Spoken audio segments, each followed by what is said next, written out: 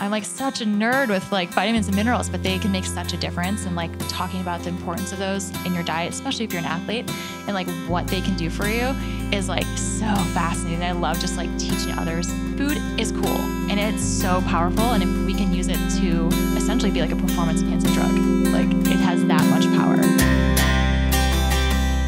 Welcome to For the Long Run, the podcast exploring the why behind what keeps runners running long, strong, and motivated. I'm your host, Jonathan Levitt.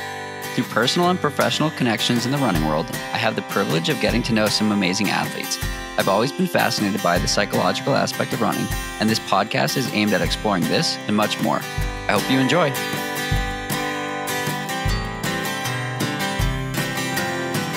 This episode is brought to you by Lyric to help enable everybody and everybody to feel better every day. Lyric is a therapeutic massager and home wellness companion. It's designed for display so you won't forget to use it, and it looks beautiful on any coffee table. It even includes an accessory handle to find those hard-to-reach places so that you can massage your back by yourself. Grab yours today for $1.99 at national retailers like Target, Best Buy, Bed Bath & Beyond, or REI, or get free shipping online with the code FTLR at experiencelyric.com.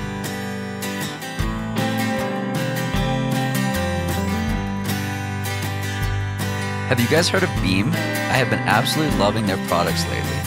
Beam is a CBD company that's making waves in the running world by offering products that combine THC-free CBD with other high-quality ingredients.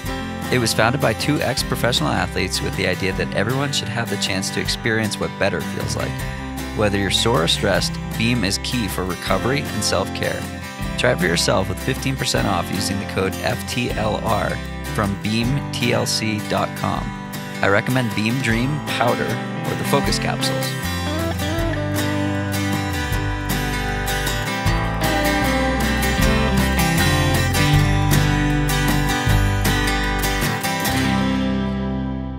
Welcome back. I am here in Boulder, Colorado with Alex Borsuk. Alex, thanks so much for taking some time to chat.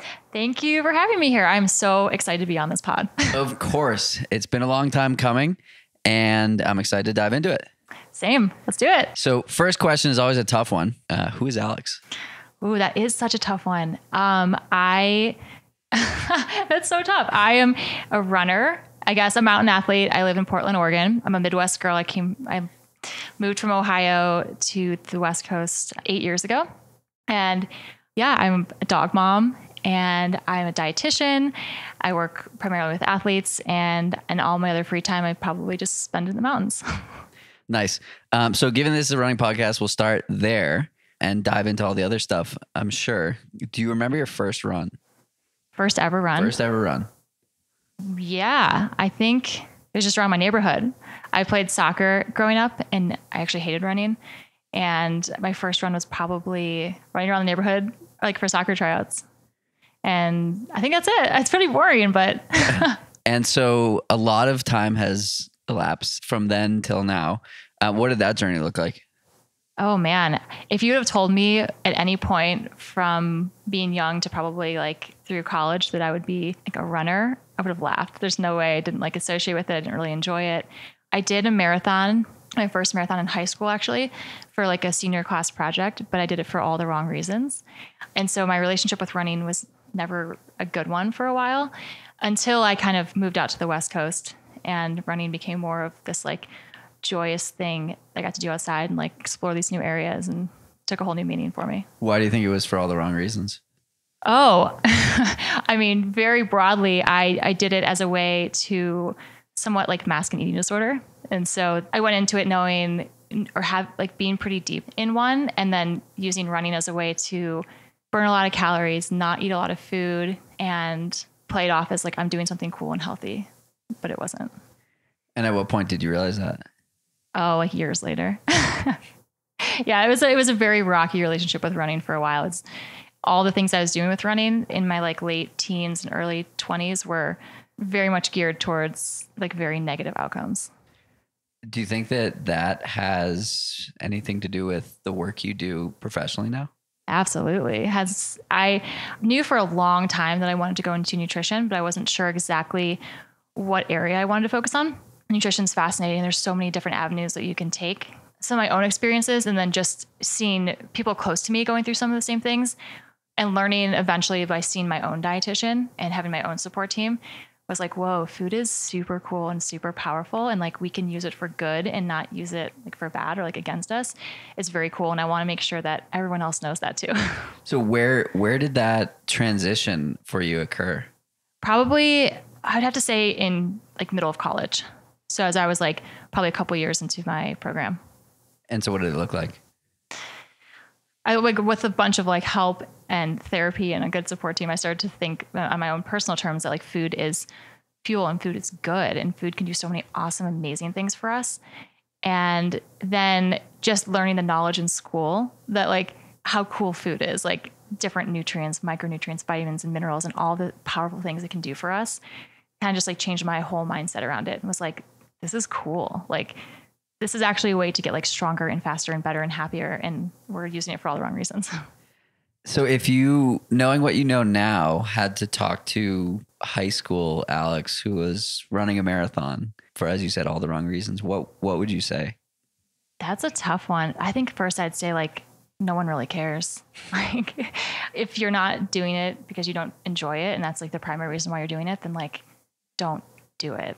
I mean, I don't think I enjoyed a single minute of like training for that marathon, running that marathon. I think it was cool and I probably crossed the finish line and had like some joy in that. But the whole process itself was like not a joyous one. And I think I would tell myself, Jad, just do things that you enjoy doing and then stop worrying so much and no one else cares. And like treat your body good. Like you could do so many more amazing things if you just give yourself the tools to do that. So now you run 30 miles in the mountains for fun on a casual Saturday. Mm-hmm. So the journey has been different as of late for you. So talk to me about your relationship with running today and joy and how you focus on adventures with Otto, your cute dog, and Matt, your husband. Running now feels less, it doesn't really feel like running to me. It feels more of like this way I can go out and just like experience total happiness. It's taken me a long time to get to that point though, where I can look at running and look at it in a lens of just joy. Whereas like so many years ago, it was just like kind of dreaded it. And so now it's evolved into like, I'm outside in the places that bring me joy and I'm doing what brings me joy and makes me super happy. And I don't know, it just doesn't even feel like running. It feels like I'm just going out for like a very fun day. When did you do your first ultra? I don't remember the year. I think it was maybe 2015. Why'd you do it? I wanted to see if I could. It was one of those things where I had like run a marathon, so I like knew I could do it.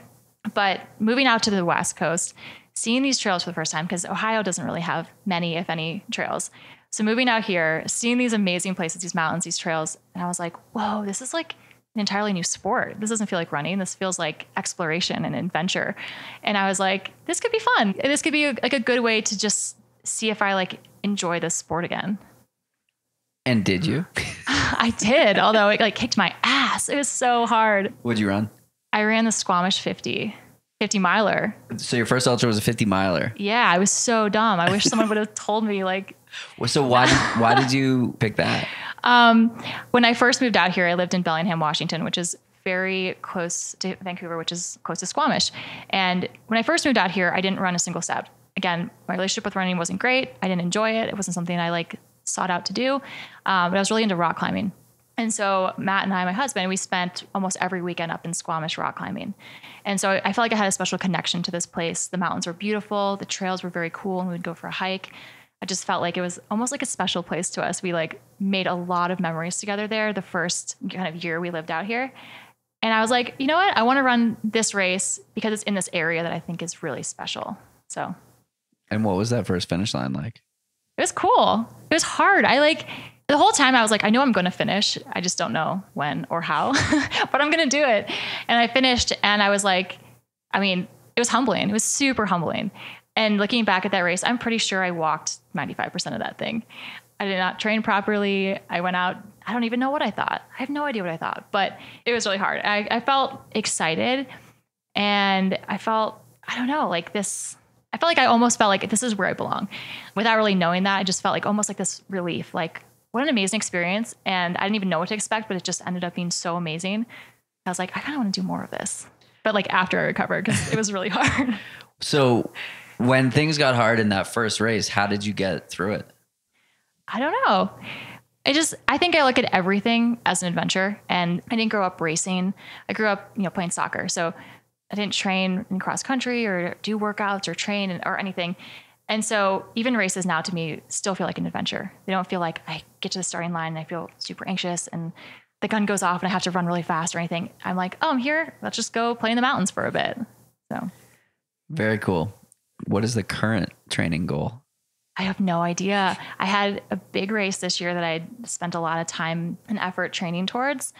And I haven't really thought about anything since then. I definitely needed like a little mental break after that race. And so I've tried like kind of purposely not to think of what's next because I think I need some time to like mentally recover from the race. I definitely relate to that. I ran Boston on Monday and my plan was to run another marathon 8 weeks later. And I'm not doing that for the exact same reason or for similar reasons, because I think that there's so much like mental energy that's expended when training and peaking and racing and then coming down off that high.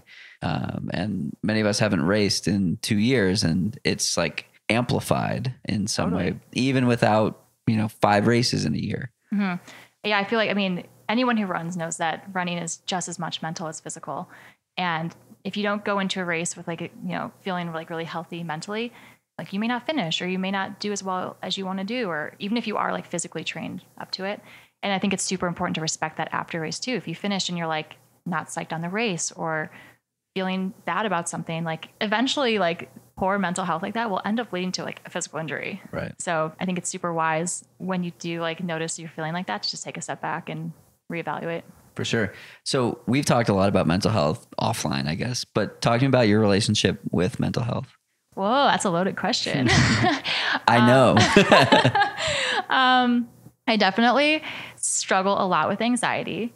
And I think when I first got into the sport, that was also when like social media was kind of taking off.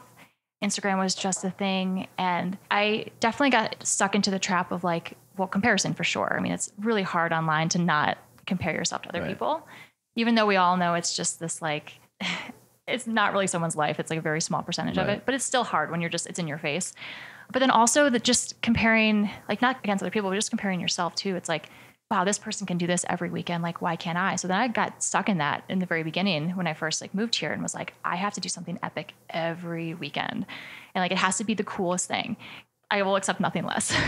And so for a while that definitely like took a toll on my mental health without me, I think, realizing at the time, but just like wanting to go and like do the best thing or the coolest thing and like make sure people knew that, which is so dumb because like no one actually cares. Like no one cares. And it took me a long time to learn that. But like doing things where I would like Matt and I would drive 6 or 7 hours after work on a Friday night and then do something super epic that takes most people like maybe a week. We would do it in like a day or 2 days. And then we would like leave at 8 or 9 p.m. at night on Sunday, drive 6 or 7 hours home and like not sleep and go right to work. And we would do this most weekends because we were like, we have to make sure we do the cool shit. And that led to some like really unhealthy thoughts about myself and like behaviors. And I've never reached like an official point of like overtraining, but I definitely feel like I was very close a number of times and just wasn't starting to feel like happy in some of the things I was doing. Like I loved doing these things, but it almost felt like an obligation. Yeah. Like I felt really pressured to go do these things. And I was like, wait, this is dumb. I love these things because it's an adventure and it's fun. And now it's like, it's less of that. And that felt really shitty. So how did you pull back? I hired a coach. Who did you hire? I hired David Roach. He's so amazing. We've been working together for the past like almost 3 years actually. And he has helped with this immensely. Oh my gosh. It's been incredible. He talks about, you are enough. And it's like such a simple 3 words, but for so long I was like, well, I'm not enough. I'm not doing the things that like I feel like I should do or what everyone else is doing or like, proving myself that I belong in this sport or in this world or in this community. And, the more and more he's like saying that, no, like you are enough. It's like, oh, I guess I am. But it was hard. Sometimes it's still hard. Comparing yourself is tough. We all get stuck in that comparison trap sometimes. Definitely. So for those who don't follow you, Alex has a fairly substantial Instagram audience, probably in part due to your cute dog. Definitely part. But how do you manage that? Because that's like, I have 10,000 followers and I like find that to be a challenge sometimes, right? Like I've been so open about so many things, and there are things I don't want to be open about, or there are things that are like going on in the background that like, then you say it's social media is a highlight reel. And it's like, I want to share the things that suck, but sometimes they're personal. And so I have a hard time straddling that line. And I'm curious your relationship with that as well. Yeah, I have a super hard time with that too. And my relationship has absolutely evolved over the years. So at first I went from like literally just posting like whatever I was eating and like random stuff I was doing, and then started posting more pictures of my dog. And then I just got like a ton of followers. And I was like, whoa, like this is 75,000 followers. Yeah. Yeah. Well, that's actually funny. I actually refuse to look at my main page to know how many followers I have, because I don't want it to like mess with my head. Yeah. So I actually didn't know that until right now. Sorry. We can edit that out from your own memory. Yeah, it's fine. But social media has been amazing for me in some ways and so toxic in others. And at first that definitely fueled the like comparison and like wanting to like go out and do more in like a very unhealthy way. And, comparing to other people, like I got to post on Instagram Monday morning, like what I'm doing. And so everyone knows. And it's like kind of cringy to think about, but I think we've all been in somewhat similar of like a trap on social media in some way or another. But anyways, I got this following that I really did not expect. And I don't use any other social media platforms. I log into Facebook like once a month. I don't have a Twitter, TikTok. I don't even use that or whatever. But so this was it was so uncomfortable for me. I had this following. I was like, whoa, what do I do now with it? Like, do I share my life? Do I keep it like pretty vanilla? Like, what do I do? I would just share adventures, and it was like pretty benign. And then a couple years of having my Instagram, my dog died really unexpectedly. And at first it was a really cool tool. So like I shared that, and it was really hard to share. But the response I got back from people being like, I've gone through something similar, or I can relate, or like, I'm just so sorry. The outpouring of like love, I was like, whoa, this is an amazing thing. Like maybe I should like be more vulnerable, or maybe I should share some of like the harder things. And I think that helped me learn that like, it's okay to kind of share both sides of that. So I started sharing a little bit more, but as the years went on, I think anytime you put yourself out there in any way, you're going to get a lot of love, but you're also going to get a lot of shit. And I've experienced my fair share of kind of the bad stuff. And that made me, challenge my relationship with social media again, made me kind of back away. And so now I'm kind of at the point where I spend about 5 minutes a week on social media. I maybe post a few times a month. Nothing is like ever very like deep, because I've gotten to the point where I've spent so much mental energy and had so much anxiety over some of the things that people have said that I'm like, it's not worth it. I really appreciate like the good positive outcomes that have come from it, friends, relationships, things like that. But if we're talking about like anything you can do to make sure that your mental health stays positive, that was one of the things where I'm like, I think it's taking away more than it's adding at this point. Yeah. So just, so I use it like I have it still in my account, but I don't really do much on it. It's such a fascinating tool, or such a fascinating part of our lives now. And like when Instagram went down the other day, it was like, what are we going to do? Like, how will people know what I ate for lunch? But yeah, I've struggled with the same thing. Like I post a photo every single day. I don't know why, but I do. And I have for a couple of years now.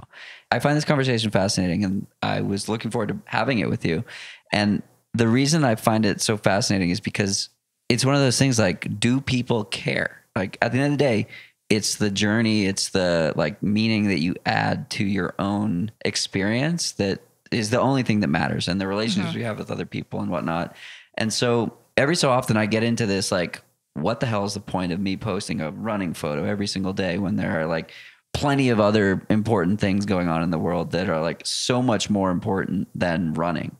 And then sometimes I'll like say that on Instagram, and people will respond and they'll be like, no, it's like cool to see a journey and the ups and the downs. And like, because for so many years, it just was a highlight reel, myself included. And I think we're getting to a point where like people are vulnerable and people are sharing the highs and the lows. And like, I posted something about like the negative self-talk that I had at Boston on Monday.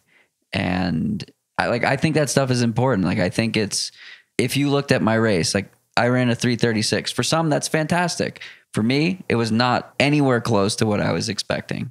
And I thought I was going to, jog a 310 and, and like cover and, be fine. Yep. I don't know where I was going with that, but I think I was going to reflect on like the number of people that replied. And I just think that like we're at this place where people need to see the real side of people.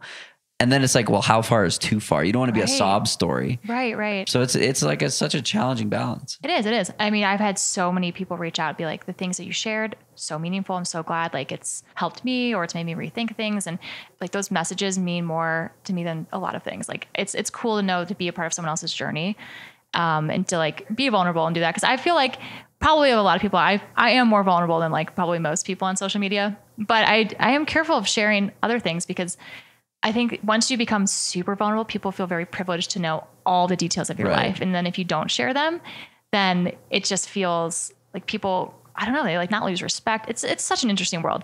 At this point, I get like every single day, at least one rude or condescending or mean message in my inbox. Doesn't matter if I post it or not, just something like I've upset someone in some way, or I've said something, or someone doesn't agree, or someone thinks my dog should be wearing goggles. Like, I don't know. There's just like every day it's something. And I'm like, you just got to decide like what role social media plays in your life. Yeah. And if it's positive, yeah, hell yeah. And if you're receiving positive feedback from like things, then like, yeah, we keep doing it. But as soon as it turns negative, like, I think it's important to reevaluate like why you're there and then like what your goal is. I got a note yesterday on a post, which like solidified my entire purpose for using social media. Like I love these interactions. Somebody posted on my Instagram, I was behind you on Boylston and your energy got me down that last little stretch. My husband has a video of you pumping up the crowds. And for some reason I was on her explore page and she found my profile and saw that I finished like 10 yards ahead of her. So cool. And messaged me this. And like those interactions I think are so cool. Totally. And then there's all of the people we get to meet. Like I met you through Instagram. Totally. Yeah. Like I just basically spent the last 10 minutes like shitting on social media, but honestly, like I do love so much of it. And like, yeah, like I've met you, I've met so many people, like honestly, some of my very best friends, people that have been in my wedding, I met through social media in not a weird way. Like, the running community is awesome. And I've met some of those people just like through social media and not in person, just because. And that's really cool. It's super cool to have like real life friends from something, because it's honestly like Match.com, but for friends. Like you can see exactly what someone's into, like more or less, and be like, that person looks interesting and we have the same interests. Let's hang out. And totally. Then it's like such an interesting, like I was on the plane back to Colorado on Monday and I messaged someone who I'd been following since February. And I said, hey, are you flying back to Colorado right now? And she turned around and said, hey, John. And I had never met her. And we had like messaged a whole bunch of times and she was flying back with her family and her family was in all the seats next to me. And it's just like so cool that the community is like that small, that we can be so interconnected and that you can be on a plane with people that you've talked to but never met, or meet in the airport, meet someone in the airport that you've never met before, even though I've been to Portland a million times. I know it, man. Next time. Thanks again to Lyric for sponsoring this episode. Lyric's rhythm therapy is designed to help everybody and every body relax and temporarily relieve pain. As the miles have continued to grow this marathon season, using Lyric has been a great way to effortlessly help with some good passive recovery in between sessions. Get yours today for $1.99 at national retailers like Target, Best Buy, Bed Bath & Beyond, or REI, or get free shipping online right to your door with the code FTLR at experiencelyric.com. Thanks again to Beam for sponsoring this episode of the podcast.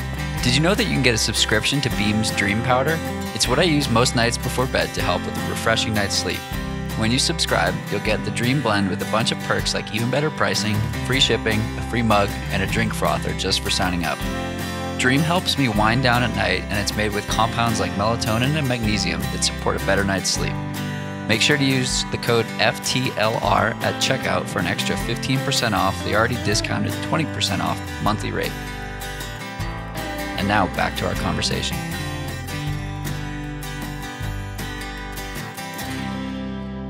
So talk to me about your work as a dietitian. So I've worked with Alex, what was that, 2 years ago? A year ago?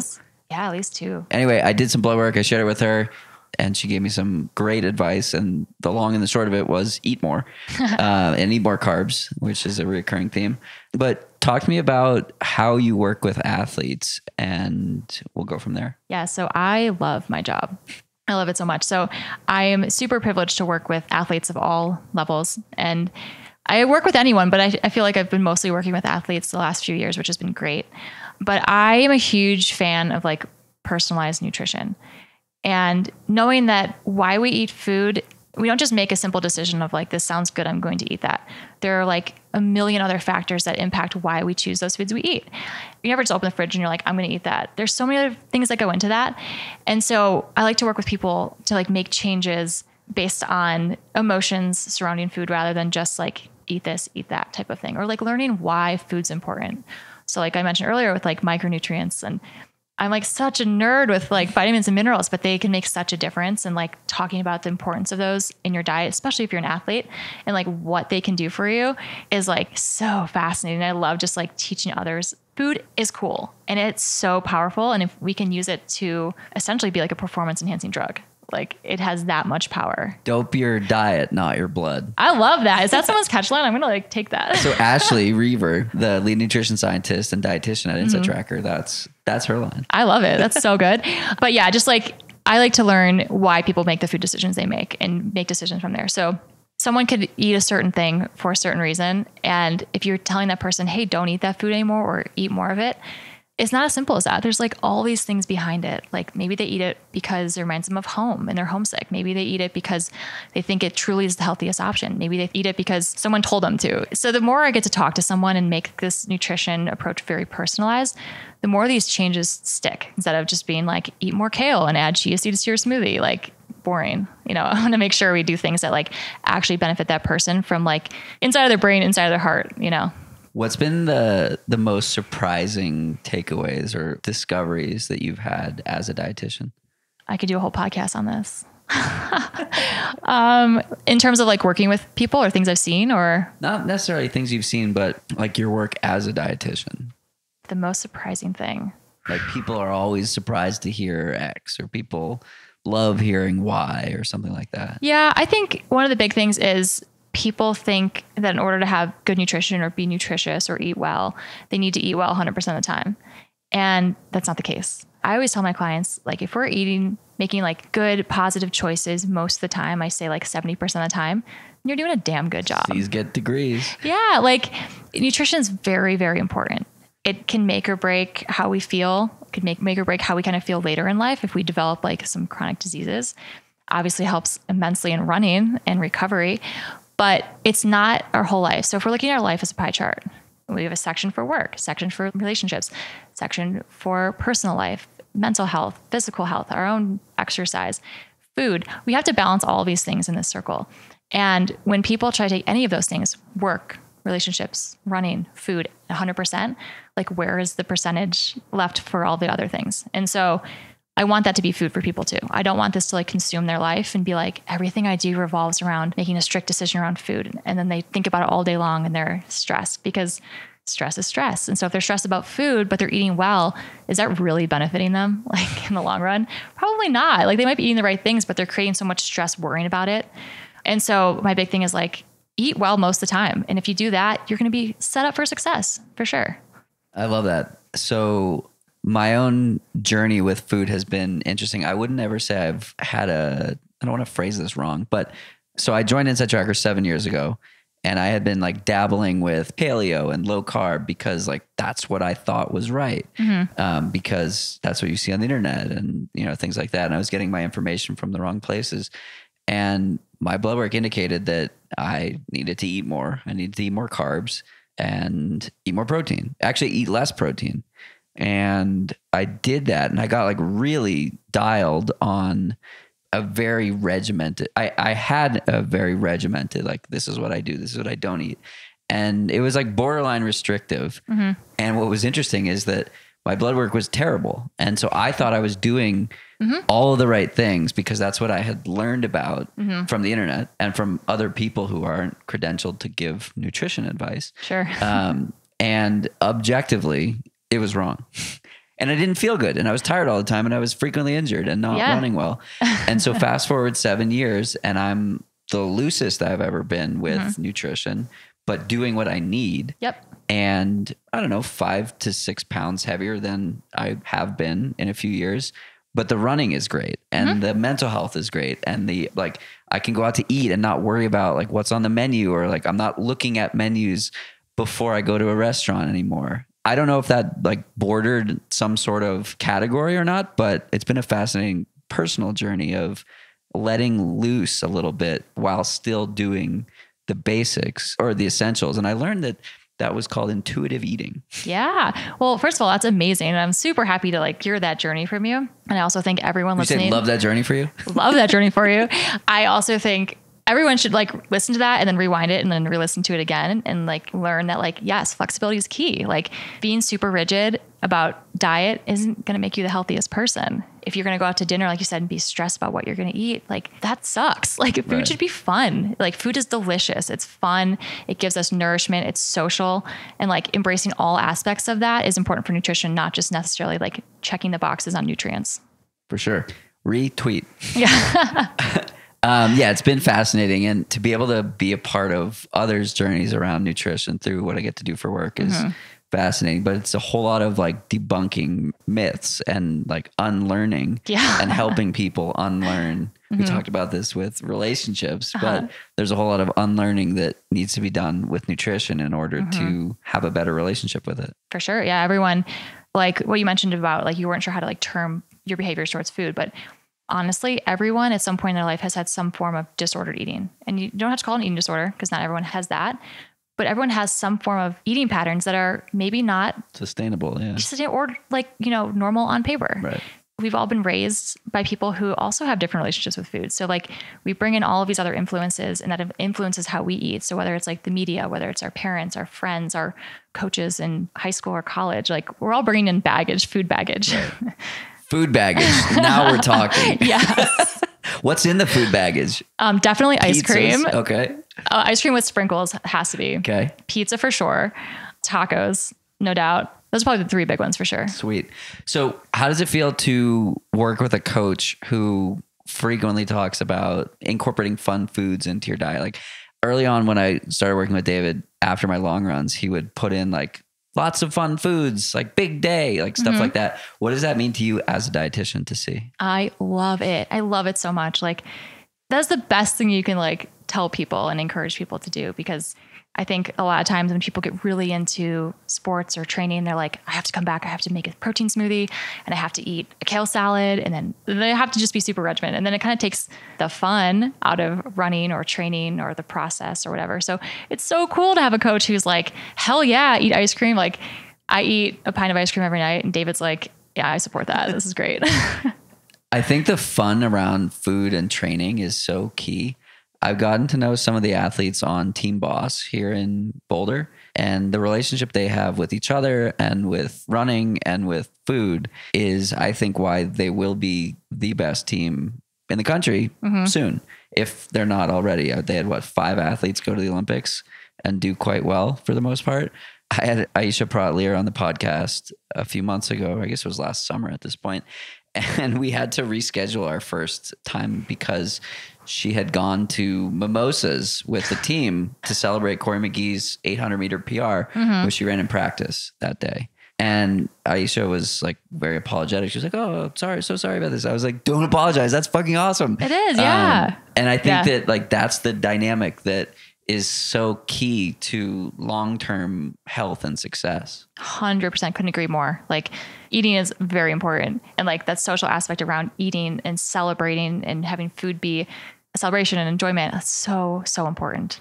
I think it's interesting because one of the athletes on the team is a dietitian, and it's clear that they all came to the team in a good place, but also I'm going to guess that Maddie is partly responsible for fostering this type of environment. I had her on the podcast a few weeks ago. We actually sat downstairs in that, that little podcast nook, and we talked a lot about that and about the team's relationship with food and like their intent to be role models for younger athletes. And I think it's really awesome to see. I love that. Particularly because they're having success. They're having tangible success while running. Yeah, I love that. That's awesome.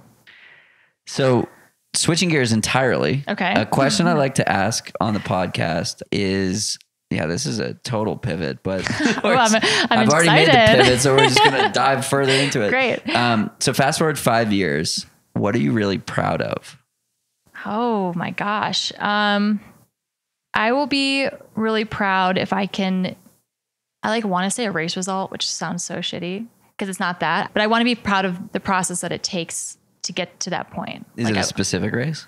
Yeah, it's a specific race. Is it UTMB? Yes. And I want to be proud of myself for going after my potential. I want to look back and be like, I did what I could do, because I don't think there's been a point in my life where I've actually had enough self-confidence to do things like that. I just haven't had the confidence, and I've had some anxiety. And so it's easy to do things to not go after your potential, not just self-sabotage, but just not to go all in. What do you mean? I don't know. I've struggled with this too. So I'm asking because I'm curious. Yeah. It's kind of hard to put into words, but I think before I'd be like, well, I'll never be as fast as my friends, but what I can do is I can do these stupid adventures on the weekend and I'll do that instead. And that's not really doing much for me as an athlete towards my goals. And so I think not having the confidence to be no, you can. If you go after your potential and you treat your body right and you go after your goals with love, you can accomplish things. But it's taken me a long time to get to that point. I think in the past been well, I can never do that. So I might as well just find something I can do, whether or not it's good or healthy to do. What will it take to get there? I think it'll take a lot of self-love. I think I have a lot of that, but then there's times where I have none. So I don't struggle with confidence all the time, but when I do struggle with it, it feels very, very hard. I have amazing friends who are so good at what they do. And sometimes that plays into my role of self-confidence. And then I kind of get down on myself. So I think in order for me to look back in 5 years and be really proud, I need to be no, I can fucking rock this. I can go do this. I have enough confidence in myself that I can go all in and not shy away when things get hard or things don't go exactly how I want them to go, and just continue to persevere. So I asked you earlier, what would Alex of today say to high school Alex? So this question is, what would Alex of finishing UTMB and crushing your goal look at Alex of today and say? Oh my gosh. Well, it's been a pretty hard couple of years. So I think, and I'm not totally out of those hard couple of years. And so I would tell myself to just keep going. It's been so easy to want to give up over the last couple of years for various reasons. And I haven't yet, but there's been times I'm I think I'm over this. I think I'm done. I don't think I'm a runner. I think it's not meant for me. I think I need to move on to something else. I think I need to tell myself just keep going. When shit gets hard and stuff feels really impossible, just keep going, because it'll get better or it'll pass. I think that's so critical. And it's an interesting reflection on something that hasn't happened yet, but it's exactly what I told myself when I was running through Wellesley on Monday. I vividly remember exactly where I was having this conversation in my own head. I was coming into Wellesley Center right before the spot. For those who are listening, it was right before the spot where Wazelle used to post up in front of the firehouse right in Wellesley Center. Anyway, I reminded myself that this is supposed to be hard, and you can do hard things, and this is supposed to be hard, and it's fun because it's hard. And we like type 2 fun. Yeah. And this was the conversation that I was having as my dream race was slipping away, that you're going to finish this and you're going to keep going, but it's not supposed to be easy. These things we do, they're not comfortable. If they're comfortable, they're just not, they're not comfortable. There's no way for what we're doing to be comfortable. Yeah. I mean, I like hard things. I put myself in situations that are purposely hard because I like them. So I think it's funny for me to feel I want to give up on hard things when I put myself in those hard situations. It's it doesn't really make much sense when I think about it. But I think my whole life I've been pretty privileged things have come pretty easy for me in a lot of areas for my whole life. I play piano. That's always come pretty easy. School's come pretty easy. But running does not come easy for me. It's something I really have to work at. It's not just something that I'm naturally born and good at, but it's something I love and it's something I want to be better at. And so I like challenging myself for hard things, but I think sometimes it's really easy then to get down on yourself when hard things feel hard in a different way. I can push through a long day in the mountains and that's hard, but it doesn't feel as hard as continuing to believe in yourself when shit hits the fan. different kind of hard. The Ted Lasso believe. I have it on my mirror at home. Every day I slap it, but even still, some days it's like, yeah, I can do this. And other days you slap it and you're like, I still need some extra help. What do you do on those days? I just keep going. I just like, I don't know. I just keep going. I know like sometimes it feels really easy to just like skip a day or not go after it or just do something stupid. But I'm like, I've started to really enjoy the process. And with the process, knowing that like not every day is awesome and not every day is perfect. And like those crappy days will come for sure. But then like they're followed by better things, whether it's the next day, the next week, whatever. It's just like, I know it'll pass. Just get through it and just give it my best that day. Is gratitude something you intentionally practice? No, I don't intentionally practice it, but I feel like I have a lot of gratitude, but I don't have to tell myself that I'm like grateful for things. I don't know. I know some people have to like really focus on it and be like, I get to do this or I get to do it. And I feel like I'm just like really excited about a lot of things in life that it just feels natural, if that makes sense. Yeah, no, it does. I think some people like they need the intentionality of it. Yeah. And others it's sort of omnipresent. Yeah. I think it's because I've surrounded myself with a lot of other people who are all very full of gratitude. So when you're surrounded by that, it just feels like a natural part of life. Who are some of your role models in the sport? Oh, I think anyone, and this is going to be super broad. I'm not going to like name like specific names, but I think anyone who can balance work with play is someone I deeply admire. Some work or all play? That too. But like, I think anyone who can take their passions and fit it into their normal life, whether their life is a parent or someone who works or like goes to work at a job or at a desk or something, or is basically just like trying to balance all these things in life and is still crushing it. I admire them so much. Like those are the people I want to be like too. Like, I think it's so cool when people can balance all that and still find huge success in that. To that point, this woman that I met on the plane, her name is Tracy.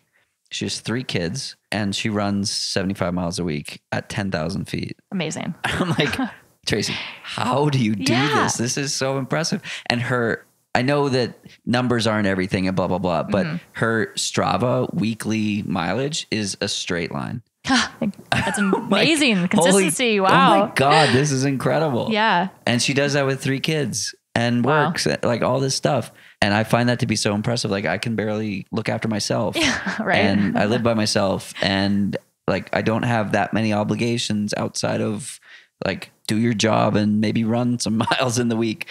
So I agree. I think that those people are very impressive and some of it's by necessity. Like I had Kyle Patari on the podcast and his episode will be released tomorrow, which if you're listening to this, it's already released, 183.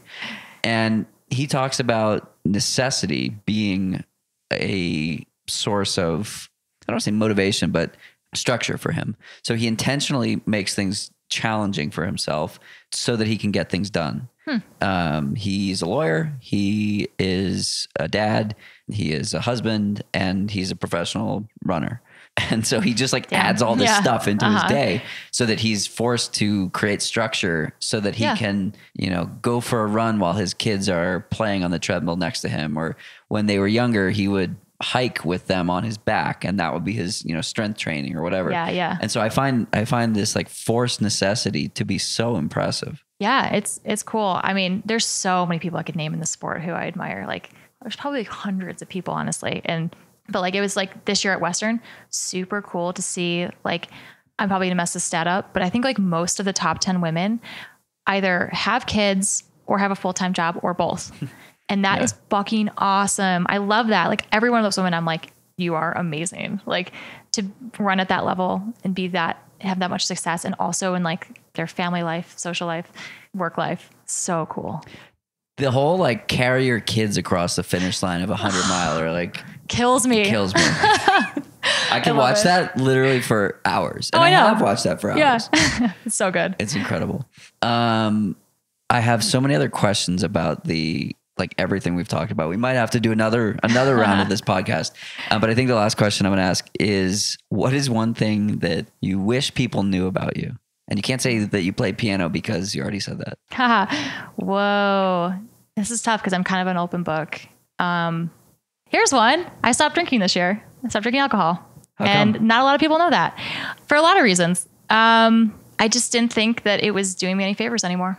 And So definitely for like some like mental reasons and definitely some health reasons. Yeah. During COVID, the start of COVID, my husband and I were like, you know what, we're not really going to drink anymore. We're going to like dial it back. Just cause it was a really stressful time and we didn't want to have to like use alcohol as a coping mechanism for stress, but we didn't like stop completely. And then this year in January, I was like, you know what, I'm done. I'm done. And I make it sound really easy and it has actually not been very easy. It's been very difficult at times, but I'm really excited about it. Cool. And it's funny because I feel like some part of my identity is like this beer drinking girl who just like is rallying like there to party, which I'm still very much here to party. I just don't drink anymore. Are you on the non-alcoholic beer train? I've had a couple, but I don't know. I wouldn't say I like rely on everything, but I've had a couple and they've been good. Cool. Yeah. That is a fun fact. Yeah. Well, Alex, thanks so much for taking some time to chat, and hope to share some tacos with you in either Boulder or Portland soon. Yes. Thank you so much. I'm so honored to be on this. Of course.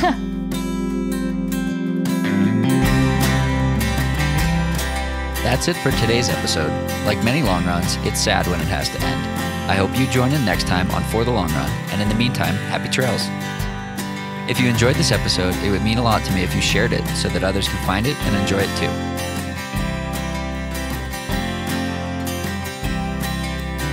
This podcast and the accompanying music has been produced by Brian Walters of Single Track Sound. For the Long Run's logo was created by Vanessa Wolf of Sterling Wolf.